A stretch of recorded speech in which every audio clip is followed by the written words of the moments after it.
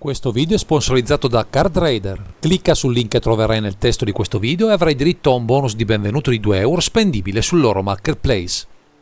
Eccoci qui, cari naviganti, per proporvi un primer dedicato all'Outbreaker, proseguendo nella nostra disamina di un formato che ha raggiunto il riconoscimento della casa madre, premiando l'impegno dell'associazione no profit Magic Kids che lo ha ideato. Da una lista nei colori Simic planiamo a quelli Orzhov, andando a scegliere un Planeswalker tra i pochi in questo color pie, e non solo, a costare solo 3 mana, offrendoci in cambio delle abilità interessanti, soprattutto se le analizziamo in combinazione con la signature spell scelta per l'occasione. Già, perché siamo di fronte a una magia legale, ma allo stesso tempo al limite dell'assurdo, visto che proviene da un set, proponendo una tech golosa che si incastra con il comparto creatura a disposizione, che fa degli effetti di ingresso e uscita dal campo di gioco il loro punto di forza. Questa volta vi parleremo di Kaya, Geist Hunter e So Enough.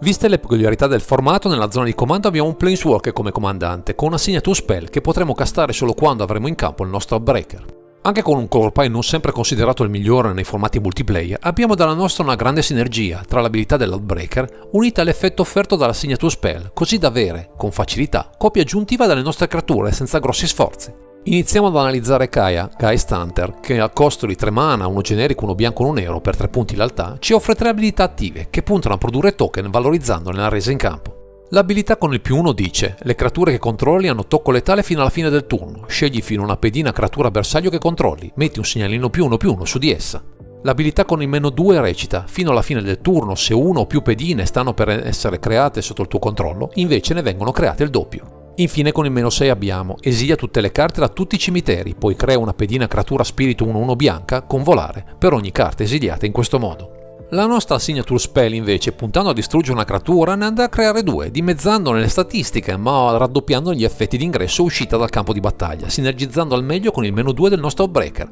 per un value enorme con il minimo sforzo. Con questa accoppiata abbiamo così gettato le basi per il nostro mazzo, ma il bello deve ancora venire con le restanti 58.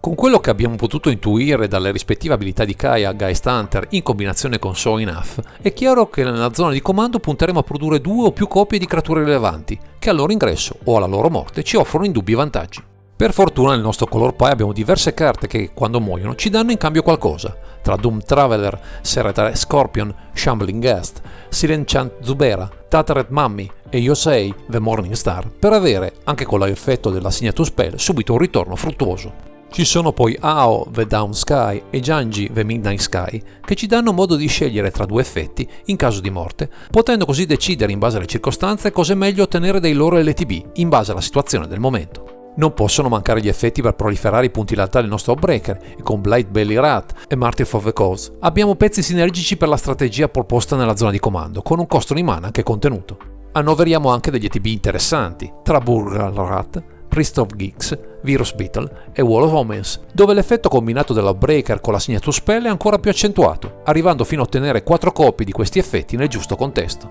Per fare in modo di attivare questi effetti benefici ci affiniamo a diversi stack outlet che ci daranno vantaggi aggiuntivi, tra Ashen Altar, Cartel Aristocrats, Deadly Dispute e Viscera Seer, in rappresentanza delle meccaniche Aristocrats tanto care nel nostro color pie. Con tutti questi pezzi pronti a morire, è chiaro che ci faranno comodo carte che riportano in vita le nostre creature. Per fortuna il color pie abbonda di questi effetti, tra Gadim's Awakening, Dread Return, Nim Dead Mantle e Invasion of Torvada, optando per una certa libertà di scelta, visto che potrebbe farci comodo far risorgere anche creature corpulente. Sempre con l'intento di valorizzare questo ciclo di morte e resurrezione, con Elenda, The Dusk Rose e Pawn of Ulamog, andremo a scegliere carte capaci di produrre token, così da avere ottimi paranti sacrificabili per proteggere l'Outbreaker, oltre che sinergici con il suo -2 sempre goloso. Non paghi di questi vantaggi, con Anointed Procession e Teysa Karlov, potremo raddoppiarne ulteriormente tutte le sinergie fin qui descritte, per ottenere sempre il massimo dal pool di carte a disposizione senza finire mai la benzina.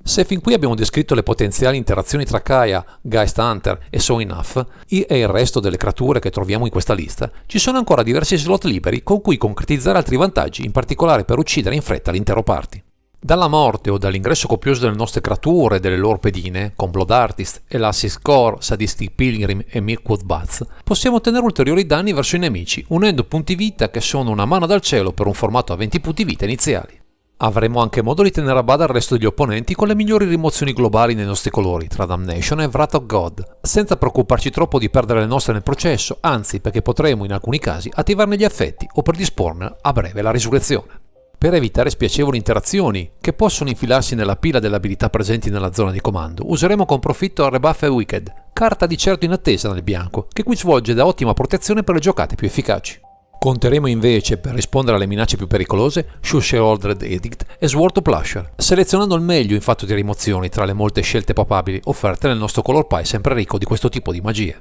Infine, contando in una curva non troppo elevata, che però necessita di molti pezzi per funzionare al meglio, ci doteremo solo di Talisman o Hierarchy per aumentare il mana a disposizione, per un piano di gioco non certo fulmineo, ma molto resiliente nel suo complesso.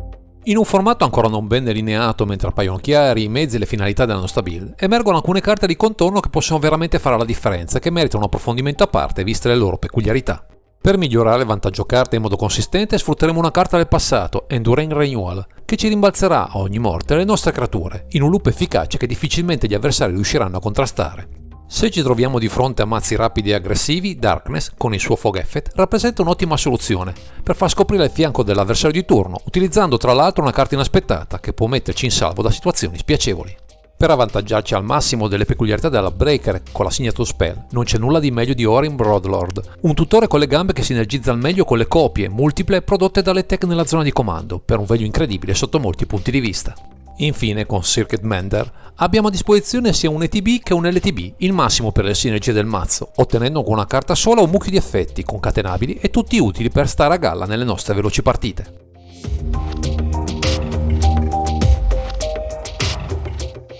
Visto il potenziale offerto da questo Outbreaker e dai suoi colori ricchi di magie molto potenti, potremmo senza grossi sforzi abbinare una Signature Spell differente nella nostra zona di comando, così da variare anche di molto l'assetto della lista. Con un piano che punta più ai token che agli effetti appena descritti in questo primer, SRAM Expertise ci offre un duplice vantaggio di pezzi in campo oltre a una magia dal basso costo gratuita, a tutto vantaggio di un utilizzo del mana corto, visto il color pie a disposizione. Insistendo invece sullo stile della lista in esame, Relive Ancestors si propone come un effetto di animazione di massa che può offrirci un turno esplosivo in cui concatenare una marea di effetti utili in un colpo solo, per ribaltare il tavolo con una semplice attivazione. Queste sono solo alcune delle scelte possibili, ma mai come in questo caso con una diversa Signature Spell si può cambiare l'assetto del nostro mazzo, anche in profondità, per un deck building sempre diverso e intrigante, anche solo con pochi accorgimenti mirati.